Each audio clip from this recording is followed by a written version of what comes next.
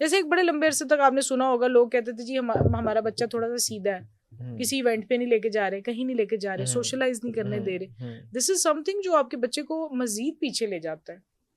जो बच्चे down syndrome के होते हैं कि उनके जॉइंट्स जो हैं उनमें लेग्जेटी यानी लचक बहुत ज्यादा होती है। तो खुदा ना खास्ता कोई हल्का, अगर किसी बच्चे को 2 या 3 बार गिर के चोट लगनी है तो उसको हो सकता है कि वो जल्दी लग जाए। अगर आप ट्विंस प्रेगनेंसी में है तो आपके एक बच्चे को ज्यादा न्यूट्रिएंट्स मिले, दूसरे को नहीं मिले। अगर थैलेसीमिया माइनर है एक और थैलेसीमिया मेजर है तो फिर भी केस संभल सकता है। लेकिन अगर दोनों ही मेजर हैं तो आप बताएं कि हम उस प्रोबेबिलिटी को कैसे रोकें जो 50% है।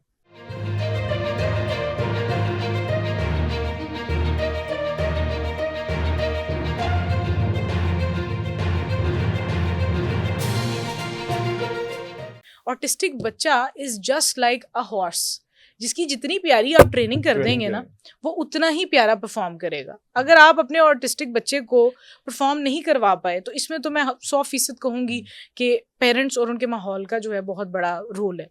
अदरवाइज जो बाकी चीज़ें हैं जिसमें आपको ज़ाहिर है रिहैबिलिटेशन की, फैसिलिटेशन की, मेडिकेशंस की, इन सारी चीज़ों की ज़रूरत पड़ती है, उन सबको साथ लेके चलना होता है।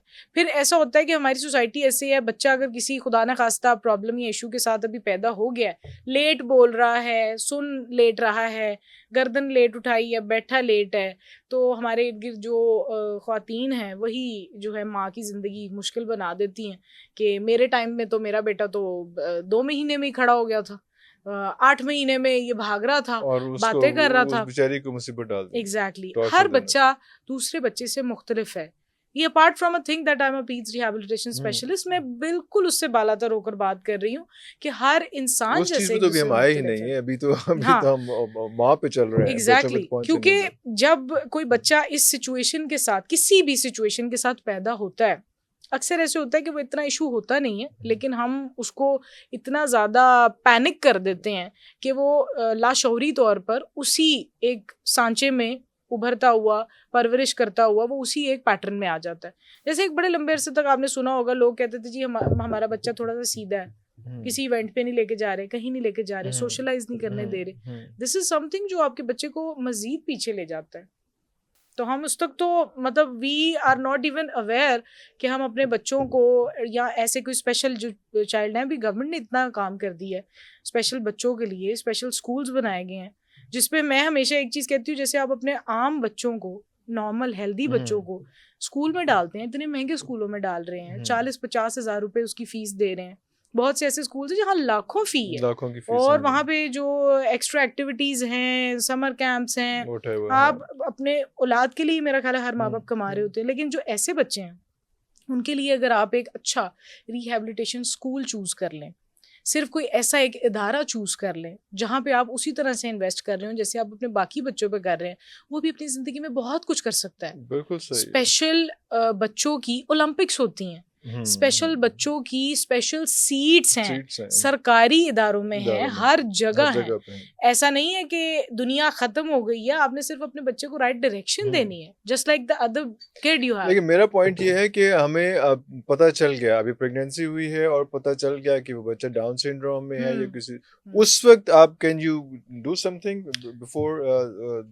अच्छा, अभी हर डिजीज के लिए ना अलग अलग चीज़ें हैं। जैसे डाउन सिंड्रोम है, वो तो आप जिस सिंड्रोम के साथ पैदा हुए हैं वो तो एक क्रोमोसोमल इशू है, यानी आपके क्रोमोसोम वो अगर पता चल भी गया है तो वो उसको आप प्रेगनेंसी को अबॉर्ट कर सकते हैं, बट अगर वो वंस इट्स बॉर्न तो you just have to take care of that. उसमें आपको एक बड़ा प्रेवलेंट है कि उसमें मून फेस बच्चे का चेहरा होता है, गोल मोल से बच्चे का चेहरा बड़ा चांद की तरह से, अक्सर आपने देखे भी होंगे। फिर उसके अलावा उसमें सेप्टल डिफेक्ट्स, दिल की जो बीमारियां हैं वो बड़ी कॉमन होती हैं। अदरवाइज उनकी एक सबसे बड़ी निशानी ये होती है कि उनकी जो गर्दन के पट्टे हैं वो बहुत लूज होते हैं, यानी वो बच्चे बहुत ज़्यादा अपनी गर्दन पीछे की तरफ रखते हैं, मतलब उनको नेक होल्डिंग में बड़ा टाइम लग जाता है। अदरवाइज वो बच्चे बोल भी सकते हैं, स्कूल भी जा सकते हैं, हर चीज़ करते हैं, घूम फिर सकते हैं। और एक बड़ा उनके लिए सेंसिटिव इशू ये होता है, जो बच्चे डाउन सिंड्रोम के होते हैं, कि उनके जॉइंट्स जो हैं उनमें लेग्जेटी यानी लचक बहुत ज़्यादा होती है। तो खुदा ना खास्ता कोई हल्का, अगर किसी बच्चे को 2 या 3 बार गिर के चोट लगनी है तो उसको हो सकता है कि वो जल्दी लग जाए और वो ज़्यादा हड्डियाँ उसकी टूट जाएं, क्योंकि उसके अंदर जो जॉइंट्स को होल्ड करने की ताकत है उसके लिगामेंट्स में वो कम है।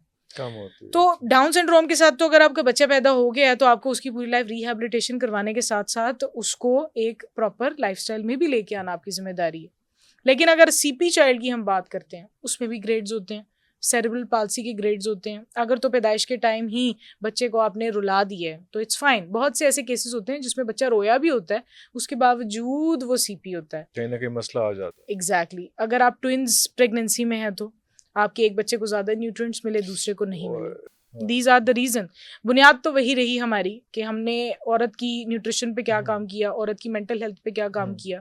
फिर there are so many diseases जो कि आगे बोन्स से रिलेटेड होते हैं। अक्सर बच्चों की जो नॉर्मेलिटीज़ हैं वो ओस्टियोपीनिया और इस तरह की बीमारियों में होती हैं, जो कि हड्डियाँ बहुत ज़्यादा टूटती हैं बच्चों की। और मतलब हल्का सा अगर हाथ भी अगर लगेगा तो बच्चे की हड्डी टूट जाएगी। मतलब there are so many things जो रिलेटेड इवेंचुअली वुमेन हेल्थ से ही करती है। फिर ब्लड की भी है, ब्लड बिल्कुल, ब्लड डेफिशिएंसीज भी हैं और उसमें सबसे ज़्यादा जो जिस पे मेरा ख्याल है आपने भी बहुत काम किया ही होगा, थैलेसीमिया।